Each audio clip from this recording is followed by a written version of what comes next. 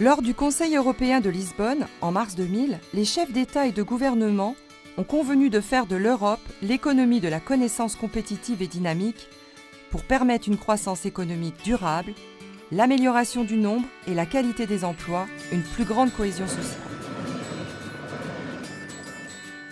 La notion de formation tout au long de la vie, dite FTLV, est l'élément clé de cette stratégie.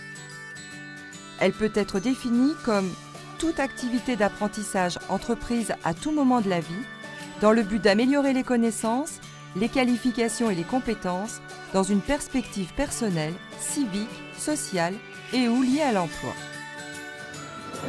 Les préconisations de la Commission européenne en la matière sont seulement incitatives. Éducation et formation relèvent toujours de la compétence des États. En France, la FTLV débute avec la formation initiale, commencée depuis la prime enfance et achevée au terme d'un cycle d'études plus ou moins long, général ou technologique. Notez que l'apprentissage ou formation en alternance est intégré à la formation initiale. Il se poursuit pour les adultes et les jeunes déjà engagés dans la vie active ou qui s'y engagent par l'ensemble des situations où s'acquièrent des compétences. Actions de formation continue, activités professionnelles, implication associative ou bénévole.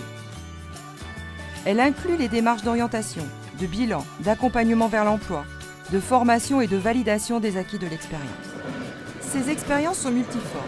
L'apprentissage formel, tel qu'un cursus diplômant suivi à l'université, l'apprentissage non formel, tel que les compétences professionnelles acquises sur le lieu de travail, et l'apprentissage informel, tel que l'apprentissage intergénérationnel, par exemple lorsque des enfants apprennent à utiliser des nouvelles technologies à leurs parents.